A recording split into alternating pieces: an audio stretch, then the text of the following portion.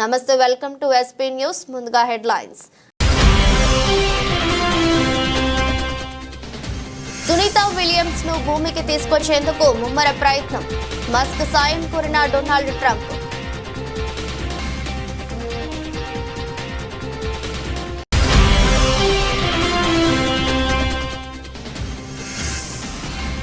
Trump కీలక ప్రతిపాదన. అమెరికాలో ఆదాయపు పన్ను రద్దు.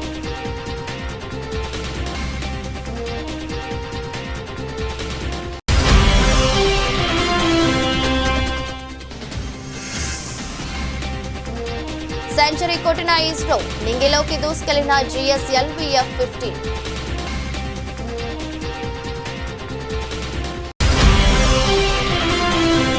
ఇక వారానికి 4 రోజులే పని. బ్రిటన్లో 200 కంపెనీల్లో కీలక నిర్ణయం.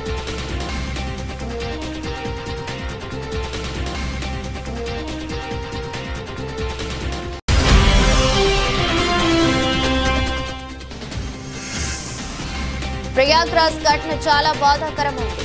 ఆవేదన వ్యక్తం చేసిన ప్రధాని మోదీ.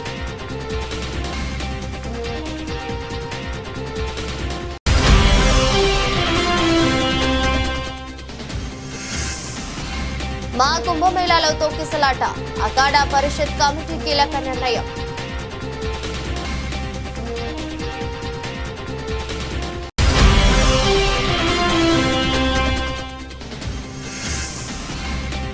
ఢిల్లీ ఎన్నికల్లో BJP master plan. CM Chandrababu, Pawan Kalyan ప్రచారం.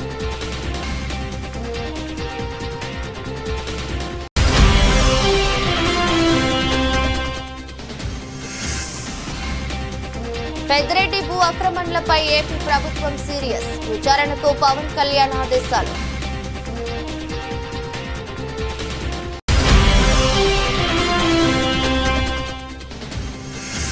ట్రాఫిక్ ఏసీపీపై నోరు పారేసుకున్న కాంగ్రెస్ ఎమ్మెల్యే మక్కాన్ సింగ్. నెట్టింట వైరల్ అవుతున్న వీడియో.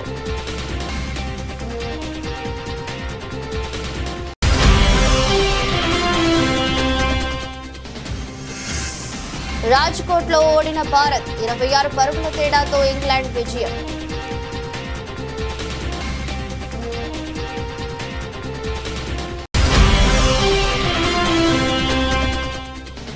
వెంకటేష్ సంక్రాంతికి వస్తున్నాం డబుల్ ఎంటర్టైన్మెంట్. ఓటీటీ వర్షన్ కు కొత్త హంగులు యాడ్ చేయనున్న movie team.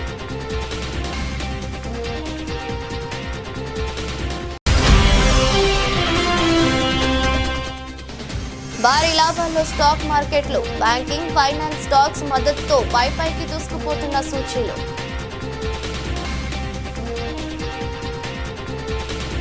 వ్యోమగాములు Sunitha Williams bush Wilmore వారం రోజుల మిషన్ కోసం వెళ్లి సాంకేతిక సమస్యల కారణంగా అంతర్జాతీయ అంతరిక్ష కేంద్రంలో చిక్కుకుపోయిన విషయం తెలిసిందే. అయితే వారిని సురక్షితంగా తిరిగి భూమిపైకి తీసుకొచ్చేందుకు అమెరికా అధ్యక్షుడు డొనాల్డ్ ట్రంప్ చర్యలు చేపట్టారు.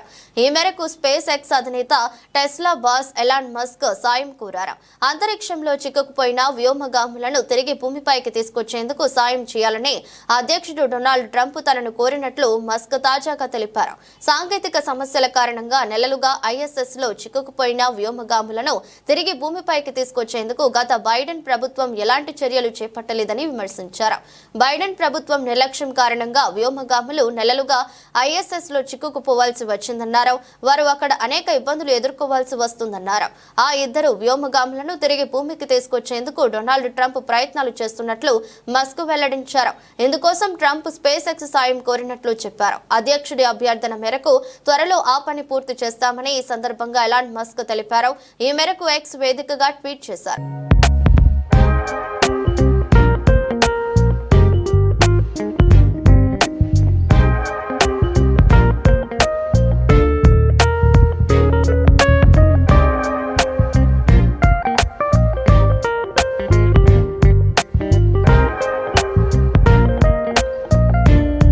అమెరికా అధ్యక్షుడు డొనాల్డ్ ట్రంప్ ప్రజల నుంచి వసూలు చేస్తున్న ఆదాయపు పన్నును రద్దు చేయాలని సోమవారం ప్రతిపాదించారు. ఐటీ రద్దు చేస్తే అది వ్యక్తులకు, కుటుంబాలకు ఖర్చు చేయగల ఆదాయాన్ని పెంచుతుందని ఆయన భావిస్తున్నారు. ఇది పాత అమెరికన్ పద్ధతులను తిరిగి తేవడమే కాక దేశ సంపద పెరుగుతుందని, అమెరికాను సుసంపన్న దేశంగా చేస్తుందని, మునుపెన్నడూ లేనంత పటిష్టవంతం అవుతుందని ఆయన పేర్కొన్నారు. అయితే ఆదాయపు పన్ను రద్దు ద్వారా వచ్చే లోటును దిగుమతుల సుంకాల ద్వారా భర్తీ చేయాలనుకుంటున్నట్లు చెప్పారు.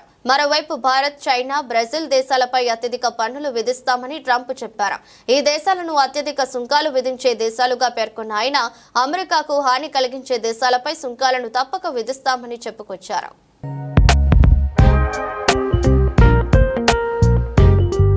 భారత్లో వారానికి 70 పని గంటలపై ఒక పక్క విస్తృతంగా చర్చ జరుగుతున్న వేళ బ్రిటన్లో దాదాపు 200 కంపెనీలు వారానికి 4 పని దినాల విధానాన్ని అమలు చేసేందుకు సంసిద్ధమవుతున్నాయి. వారానికి 4 రోజులే పని అనే కొత్త విధానాన్ని అమల్లోకి తీసుకువచ్చేందుకు 5,000 మందికి పైగా ఉద్యోగులున్న సుమారు 200 కంపెనీలు ఒక ఒప్పందంపై సంతకం చేసినట్టు గార్డియన్ పత్రిక వెల్లడించింది. ది 4 డే వీక్ ఫౌండేషన్ చేపట్టిన ప్రచారానికి మార్కెటింగ్, టెక్నాలజీ కంపెనీలు, స్వచ్ఛంద సంస్థలతో సహా వివిధ రంగాలకు చెందిన అనేక కంపెనీలు మద్దతు తెలిపాయి. వారంలో 4 రోజుల పని విధానాన్ని అమలు చేస్తే ఉత్పాదకత మెరుగుపడుతుందని ఫౌండేషన్ తెలిపింది.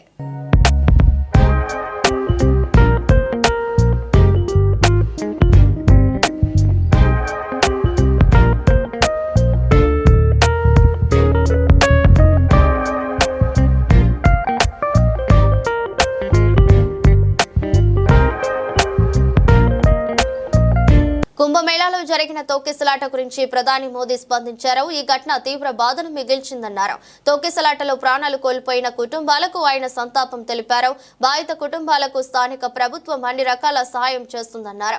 యూపీ ప్రభుత్వంతో తాను నిత్యం టచ్ లో ఉన్నట్లు ప్రధాని వెల్లడించారు.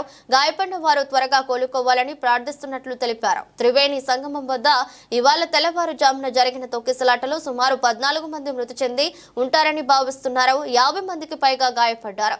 గాయపడ్డ వారికి స్థానిక ఆసుపత్రిలో చికిత్స అందిస్తున్నారు. मैं महाकुंभ में जो दुखद हादसा हुआ है, उस हादसे में हमें कुछ पुण्यात्माओं को खोना पड़ा है.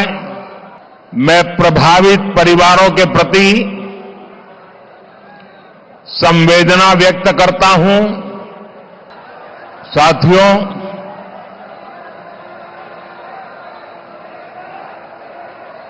आज की चुनाव सभा को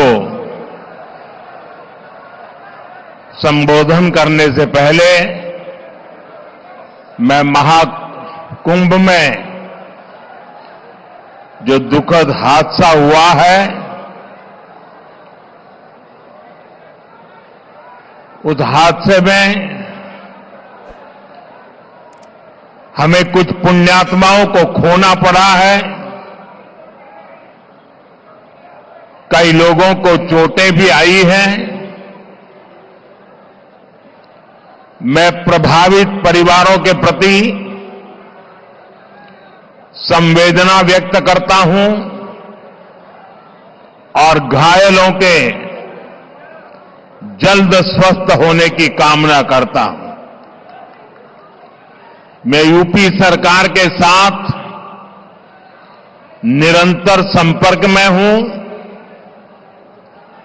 मौनी अमावस्या की वजह से करोड़ों श्रद्धालु आज वहां पहुंचे हुए हैं. कुछ समय के लिए स्नान की प्रक्रिया में रुकावटें आई थी, लेकिन अब कई घंटों से सुचारू रूप से यात्री स्नान कर रहे हैं. मैं फिर एक बार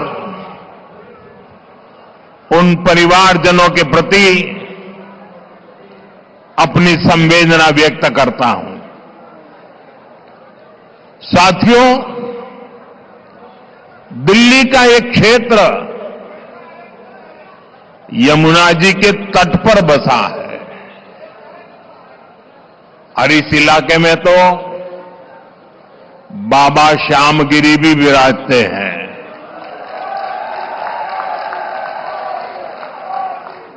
मैं उन्हें श्रद्धापूर्वक नमन करते हुए आप सभी जनता जनार्दन को మా కుంభమేళాలో రెండో అమృత్ స్నానం ప్రారంభమైంది. ఇవాళ మౌని అమావాస్య కావడంతో ప్రయాగ్రాజ్ కు పెద్ద ఎత్తున భక్తజనం తరలివచ్చింది. తెల్లవారుజాము నుంచే త్రివేణి సంగమంలో భక్తుల పుణ్య స్నానాలు కొనసాగుతున్నాయి. కాగా అమృత స్నానం కోసం జనం ఒక్కసారిగా ఎగపడటంతో తొక్కిసలాట చోటు చేసుకుంది. 40 మందికి పైగా గాయాలైనట్లు అధికారులు తెలిపారు. గాయాలైన వారిని సెక్టార్ 2 ఆసుపత్రికి తరలించి చికిత్స అందిస్తున్నారు. మాఘమాస మౌని అమావాస్య మహిమాన్వితమైన శుభదినం కావడంతో ఇవాళ పుణ్య స్నానాలకు కోట్లాది మంది వస్తారని అంచనా వేశారు. దానికి తగినట్లుగా ఏర్పాట్లు చేశారు. అయితే తొక్కిసలాట గంటతో అఖండ పరిషత్ కమిటీ కీలక నిర్ణయం తీసుకుంది. అమృత స్నానాలు రద్దు చేసుకుంటున్నట్లు అఖండ పరిషత్ కమిటీ ప్రకటించింది. తెల్లవారుజాము నుంచే లక్షలాది మంది పుణ్య స్నానాలు ఆచరిస్తున్నారు. లక్షలాది భక్తులతో ప్రయాగ్రాజ్ పరిసరాలు నిండిపోయాయి. కాగా మౌని అమావాస్య కావడంతో ఇవాళ తెల్లవారుజామున 2:30 తర్వాత నుంచి భక్తుల్ని ఘాట్లోకి అనుమతి ఇచ్చారు. సెక్టార్ 2 ప్రాంతంలో చోట బారికేడ్ తీసినప్పుడు భక్తులు ఒక్కసారిగా ముందుకు తోసుకొచ్చారు. ఆ సమయంలోనే తొక్కిసలాట చోటు చేసుకుందని, గాయపడ్డ వారిని వెంటనే ఆసుపత్రులకు తరలించినట్లు అధికారులు తెలిపారు. కాగా ఈ విషయం తెలిసిన వెంటనే యూపీ సీఎం యోగితో ప్రధాని మోదీ మాట్లాడారు. అత్యవసరంగా చేపట్టాల్సిన సహాయ చర్యలపై సమీక్ష చేశారు. ఎలాంటి పొరపాట్లు జరగకుండా పకడ్బందీగా చర్యలు తీసుకోవాలని సూచించారు.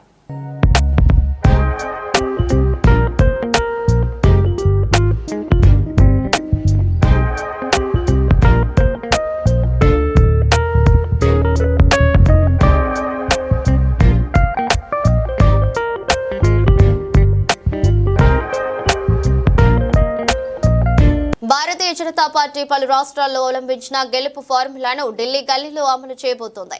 ఏపీ సెంటిమెంట్ తో ఢిల్లీలో కూడా తిరుగులేని విక్టరీ కొట్టాలని భావిస్తుంది బీజేపీ అధిష్టానం.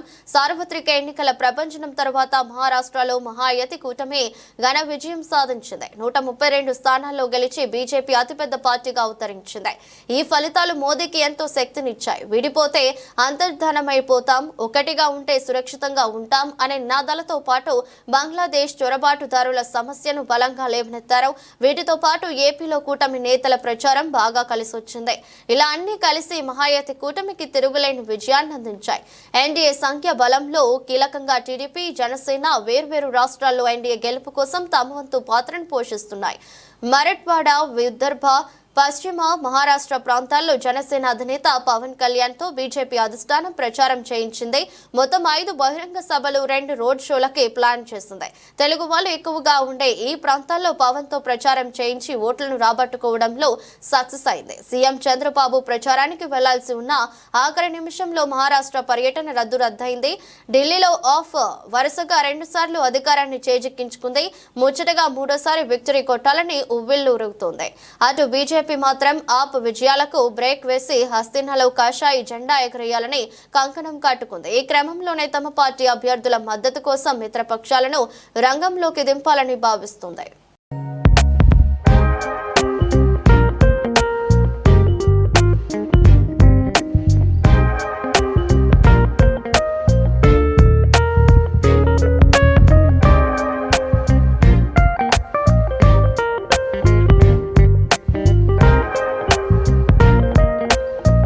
మాజీ మంత్రి వైసీపీ నేత పెద్దిరెడ్డి రామచంద్రారెడ్డి అటవీ భూముల కబ్జా వ్యవహారాన్ని ఏపీ ప్రభుత్వం సీరియస్ గా తీసుకుంది. భూ ఆక్రమణలపై విచారణకు ఏపీ డిప్యూటీ సీఎం అటవీ శాఖ మంత్రి పవన్ కళ్యాణ్ ఆదేశాలు జారీ చేశారు. చిత్తూరు జిల్లా పులిచెర్ల మండలం మంగళంపేట రెవెన్యూ గ్రామ పరిధిలోని 75 ఎకరాల అటవీ భూములను పెద్దిరెడ్డి కుటుంబం ఆక్రమించిందని కొద్ది రోజులుగా ఆరోపణలు వస్తున్నాయి. ఈ నేపథ్యంలో అటవీ శాఖ అధికారులతో పవన్ కళ్యాణ్ బుధవారం నాడు సమావేశమయ్యారు. అటవీ భూముల ఆక్రమణలు, అడవుల ధ్వంసంపై విచారణకు పవన్ కళ్యాణ్ ఆదేశించారు. దీనిపై విచారించి నివేదిక ఇవ్వాలని పీసీపీఎఫ్ కు సూచించారు. ఇదిలా ఉంటే పెద్దిరెడ్డి భూ ఆక్రమణలపై ఇప్పటికే రెవెన్యూ అధికారులు నివేదికలను సిద్ధం చేశారు. 75 ఎకరాల అటవీ భూములను అక్రమంగా పెద్దిరెడ్డి కుటుంబం పరిధిలో చేర్చడంపై ముఖ్యమంత్రి చంద్రబాబు నాయుడుకి ప్రాథమిక నివేదికను అందజేశారు. పుంగనూరు, తంబలపల్లి, రేణిగుంట మండలాల్లో రికార్డులు తారుమారు చేసి బినామీ పేర్లతో 100 ఎకరాలను ఆక్రమించినట్టుగా ఆరోపణలు కూడా ఉన్నాయి. వీటన్నిటిపై రెవెన్యూ శాఖ అధికారులతో కాసేపట్లో సీఎం చంద్రబాబు సమీక్ష సమావేశం నిర్వహించనున్నారు.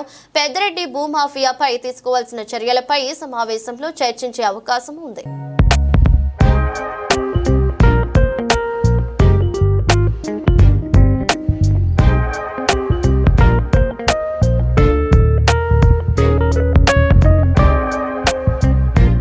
భారత పరిశోధన సంస్థ మరో మైలురాయిని అందుకుంది. ఇస్రో చేపట్టిన చారిత్రాత్మక 100వ ప్రయోగం విజయవంతమైంది. శ్రీహరికోటలోని షార్ నుంచి కొత్త రకం నావిగేషన్ ఉపగ్రహాన్ని GSLV-F-15 రాకెట్ ద్వారా ప్రయోగించారు. సుమారు 2250 కిలోల బరువున్న NVS-2 ఉపగ్రహాన్ని అది విజయవంతంగా కక్షలోకి ప్రవేశపెట్టింది. ప్రయోగం విజయవంతం కావడంతో ఇస్రో శాస్త్రవేత్తలు సంబరాల్లో మునిగి తేలారు. ఇస్రో చైర్మన్ గా నారాయణన్ కు ఇదే మొదటి ప్రయోగం కావడంతో ఆయనే స్వయంగా అన్ని ప్రక్రియలను పర్యవేక్షించారు. 27 గంటల కౌంట్ డౌన్ అనంతరం శ్రీహరికోటలోని షార్ నుంచి బుధవారం తెల్లవారుజామున 6.23 గంటలకు GSLV-F-15 రాకెట్ ను ప్రయోగించారు. ఈ రాకెట్ NVS-2 ఉపగ్రహాన్ని తీసుకుని నింగిలోకి దూసుకెళ్లింది. కొద్ది నిమిషాలకి ఉపగ్రహం విజయవంతంగా కక్షలోకి ప్రవేశించింది. 100వ ప్రయోగం విజయవంతం కావడం పట్ల ఇస్రో శాస్త్రవేత్తలకు చైర్మన్ నారాయణన్ శుభాకాంక్షలు తెలిపారు. నావిగేషన్ శాటిలైట్ ను నిర్ణీత కక్షలో ప్రవేశపెట్టినట్లు తెలిపారు. ఈ ఏడాది చేపట్టిన తొలి ప్రయోగం విజయవంతమైందని, ఈ 100వ ప్రయోగం ఇస్రో చరిత్రలో మైలురాయిగా నిలుస్తుందని అన్నారు. NVS-2 ఉపగ్రహం ఇస్రో శాస్త్రవేత్తలు అభివృద్ధి చేసిన స్వదేశీ నావిగేషన్ ఉపగ్రహ వ్యవస్థ. దీని బరువు 2250 కిలోలు ఉంటుంది. ఇది కొత్తరం నావిగేషన్ ఉపగ్రహాల్లో రెండోది. ప్రయోగం విజయవంతం తర్వాత ఇస్రో చైర్మన్ నారాయణన్ మాట్లాడుతూ NVS-2 ఉపగ్రహం 10 ఏళ్ల పాటు సేవలు అందిస్తుందని చెప్పుకొచ్చారు. ఇదిలా ఉంటే ఇస్రో ఆధ్వర్యంలో 1979లో అబ్దుల్ కలాం నేతృత్వంలోని తొలి లాంచ్ వెహికల్ ప్రయోగం జరిగింది. ఇప్పటి వరకు ఇస్రో చరిత్రలో 100 ప్రయోగాల్లో 548 శాటిలైట్లను కక్షలోకి పంపామని పేర్కొన్నారు. ఇస్రో 100వ ప్రయోగం విజయవంతం సందర్భంగా కేంద్ర మంత్రి జితేంద్ర సింగ్ ఇస్రో శాస్త్రవేత్తలకు అభినందనలు తెలిపారు.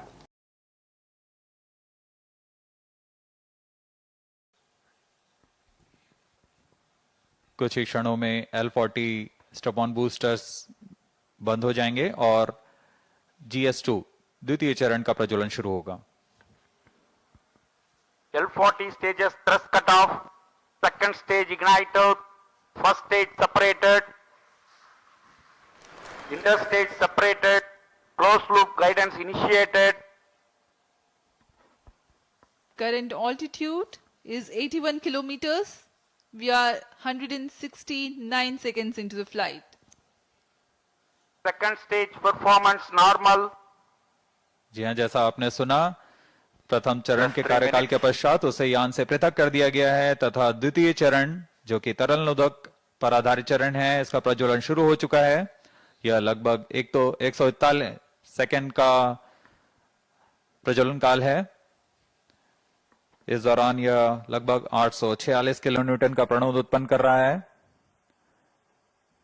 Also known as the GL40HT, the second stage operates on UH-25NN204.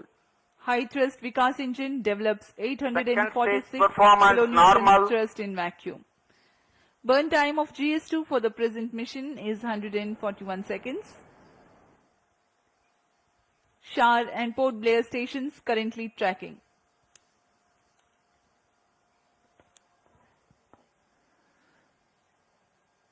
द्वितीय चरण का प्रज्वलन जारी है. इसमें हाइपरगोलिक ईंधन का इस्तेमाल होता है. Payload fairing separated.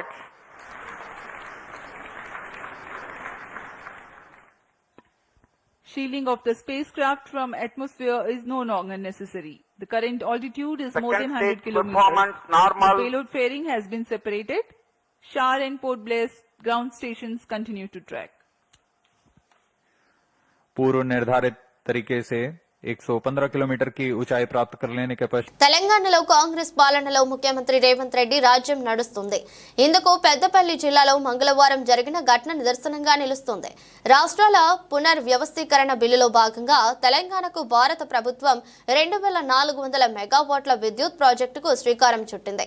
ఇందులో భాగంగా మొదటి విడతలో 800 మెగావాట్ల విద్యుత్ ఉత్పత్తి కేంద్రాన్ని ప్రారంభించగా మరో 800 మెగావాట్ల విద్యుత్ ఉత్పత్తి కోసం ప్రాజెక్టును నిర్మించనుంది.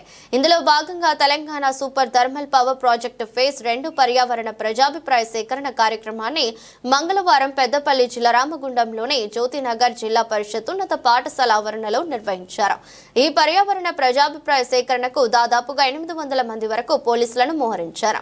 పెద్ద ఎత్తున పోలీసు పహారా నడుమ ప్రజాభిప్రాయ సేకరణను పూర్తి చేయగా కార్యక్రమం ప్రారంభానికి ముందే రామగుండం మాజీ ఎమ్మెల్యే కోరుకంటి చందర్ను అరెస్ట్ చేసి మంచిర్యాల జిల్లా జైపూర్ పోలీస్ స్టేషన్ కు తరలించగా బీఆర్ఎస్ పార్టీకి చెందిన 100 మంది నాయకులు కార్యకర్తలను ఎక్కడికక్కడ హౌస్ అరెస్టులు చేశారు. అయితే ఇదే కార్యక్రమంలో పాల్గొనేందుకు వచ్చిన రామగుండం ఎమ్మెల్యే పెద్దపల్లి జిల్లా కాంగ్రెస్ పార్టీ అధ్యక్షుడు మక్కాన్ సింగ్ రాజ్ ఠాకూర్ తో పాటుగా ఆయన అనుచరులు పోలీసులపై తిరుగుబడ్డారు.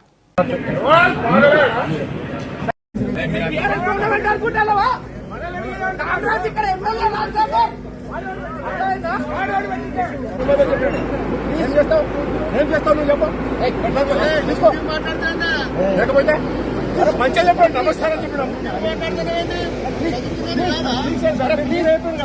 మాట్లాడతాను. తప్పు చేస్తే మాట్లాడలేమన్నా, మా తప్పు మాట్లాడతాను. అలా మీరు మాట్లాడుతున్నారు,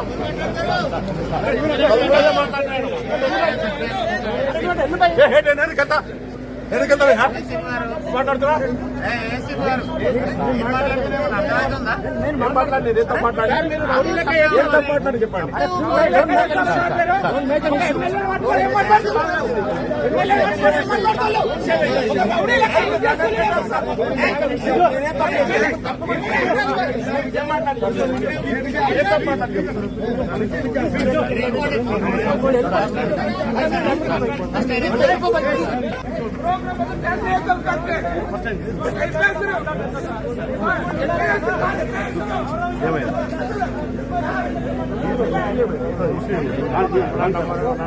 ప్లీజ్ సార్, సార్ రండి సార్, సార్ సార్ సార్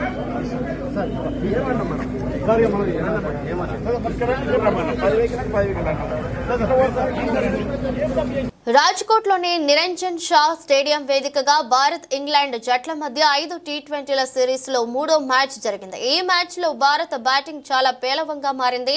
దీని కారణంగా ఇంగ్లాండ్ జట్టు సిరీస్ లో పునరాగమనం చేయడంతో విజయవంతమైంది. సిరీస్ లో తొలి 2 మ్యాచ్ల్లో ఇంగ్లాండ్ ఓటమి చవి చూడాల్సి వచ్చింది. అయితే రాజ్కోట్ లో విజయం సాధించి సిరీస్ ను 1-2 కు చేర్చింది. ఈ మ్యాచ్ లో ఇంగ్లాండ్ చాలా పొదుపుగా బౌలింగ్ కనిపించింది. భారత బ్యాట్స్మెన్ పరుగులు చేసేందుకు ఎంతో కష్టపడ్డారు. ఈ మ్యాచ్ లో టాస్ గెలిచిన టీమిండియా ముందుగా బౌలింగ్ ఎంచుకుంది. అలాంటి పరిస్థితుల్లో ఇంగ్లాండ్ జట్టు తొలుత బ్యాటింగ్ కు దిగింది. దీంతో ఈ మ్యాచ్ లో భారీ స్కోరును నమోదు చేసింది. ఈ మ్యాచ్ లో ఓపెనర్ బెన్ డకెట్ తన జట్టుకు అతిపెద్ద ఇన్నింగ్స్ ఆడాడు. అతను 28 బంతుల్లో 7 ఫోర్లు 2 సిక్సర్లతో 51 పరుగులు చేశాడు. లియామ్ లివింగ్స్టన్ కూడా 24 బంతుల్లో 43 పరుగులతో తుఫాను ఇన్నింగ్స్ ఆడాడు. ఈ సమయంలో లియామ్ లివింగ్స్టన్ 1 ఫోర్ 5 సిక్సర్లు బాదాడు. అదే సమయంలో ఆదిల్ రషీద్ మార్క్ ఫుడ్ కూడా 10 పరుగులతో కీలక సహకారాన్ని అందించారు. మరోవైపు వరుణ్ చక్రవర్తి టీమిండియా తరపున అత్యంత విజయవంతమైన బౌలర్. ఈ మ్యాచ్ లో వరుణ్ చక్రవర్తి తన 4 ఓవర్ స్పెల్ లో 6 ఎకనామీతో 24 పరుగులు మాత్రమే ఇచ్చి 5 బ్యాట్స్మెన్లను పెవిలియన్ చేర్చాడు. హార్దిక్ పాండ్యా కూడా 2 బ్యాట్స్మెన్లను అవుట్ చేయగలిగాడు. వీరితో పాటు రవి బిష్నోయ్, అక్షర్ పటేల్ ఒక విజయం సాధించారు.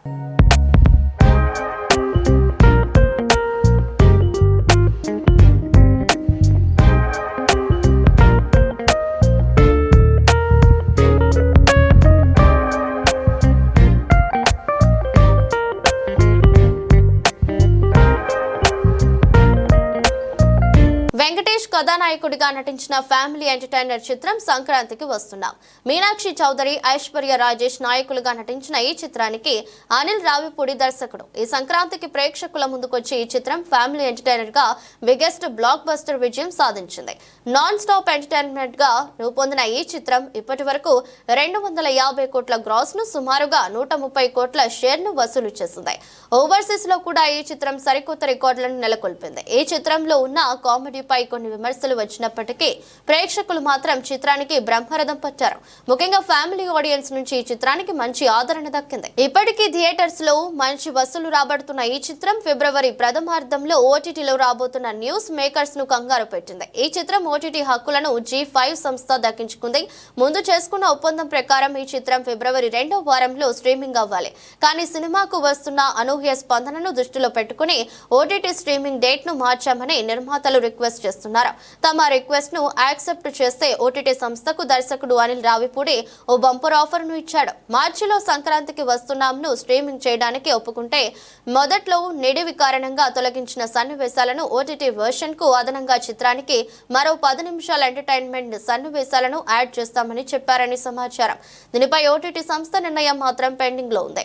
సినిమాలో హిలేరియస్ కామెడీని పండించిన బాలనటుడు బొలిరాజు సన్నివేశాలు కూడా ఈ అదనపు 10 నిమిషాల నిడివిలో ఉంటాయని అన్నారు. ఇంకేముంది, సంక్రాంతికి వస్తున్నాం ఓటీటీ వర్షన్ మరింత వినోదం అందించడానికి రెడీ అవుతుంది.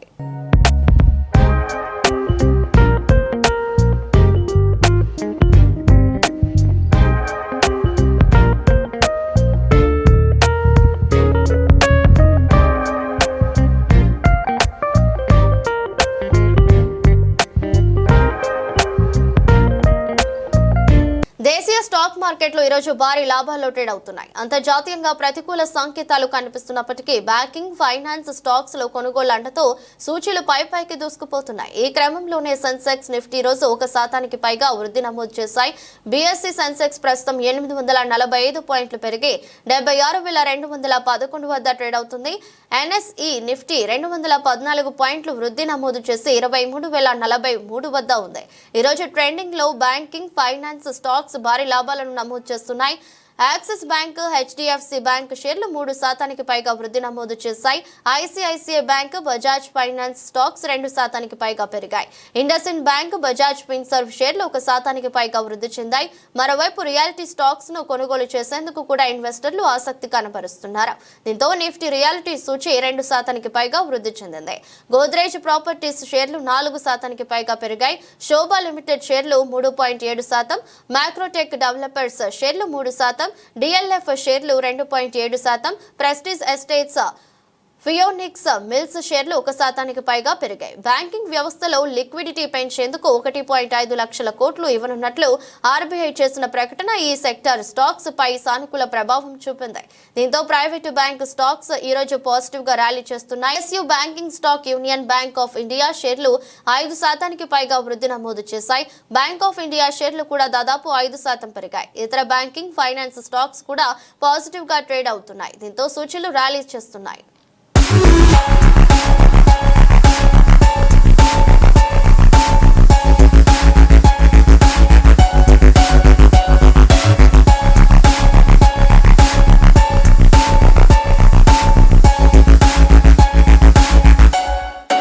వార్తలు ముగించే ముందు మరోసారి హెడ్లైన్స్. సునీతా విలియమ్స్ ను భూమికి తీసుకొచ్చేందుకు ముమ్మర ప్రయత్నం, మస్క్ సాయం కోరిన డొనాల్డ్ ట్రంప్.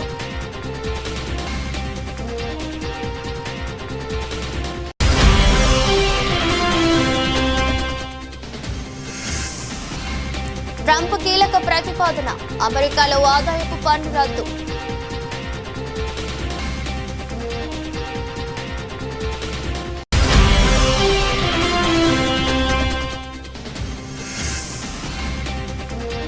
సెంచరీ కొట్టిన ఇస్రో, నింగిలోకి దూసుకెళ్లిన GSLV F-15.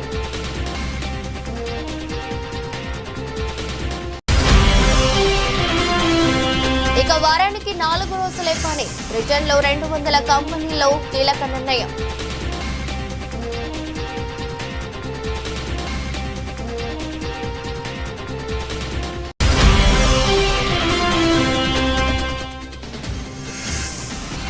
ప్రయాగ్రాజ్ ఘటన చాలా బాధాకరమైంది, ఆవేదన వ్యక్తం చేసిన ప్రధాని మోదీ.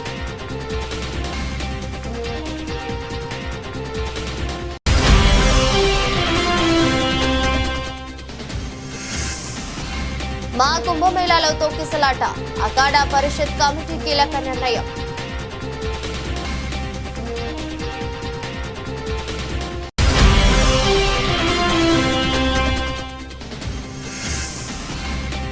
ఢిల్లీ ఎన్నికల్లో BJP master plan CM Chandrababu Pawan Kalyan ప్రచారం.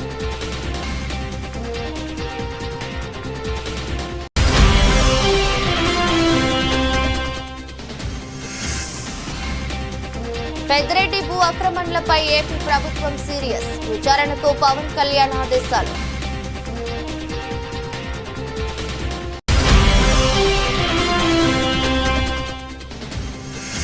ట్రాఫిక్ ఏసీపీపై నోరు పారేసుకున్న కాంగ్రెస్ ఎమ్మెల్యే మక్కాన్ సింగ్, నెట్టింట వైరల్ అవుతున్న వీడియో.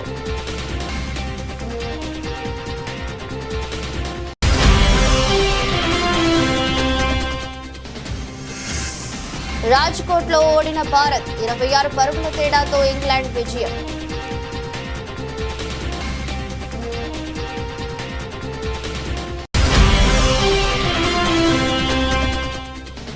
వెంకటేష్ సంక్రాంతికి వస్తున్నాం డబుల్ ఎంటర్టైన్మెంట్, ఓటీటీ వర్షన్ కు కొత్త హంగులు యాడ్ చేయనున్న మూవీ టీం.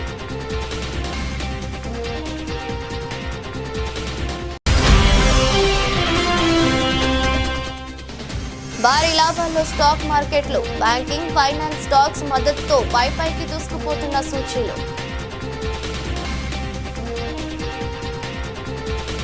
ఇది రోజు బులెటిన్. మరో బులెటిన్లో మళ్ళీ కలుద్దాం.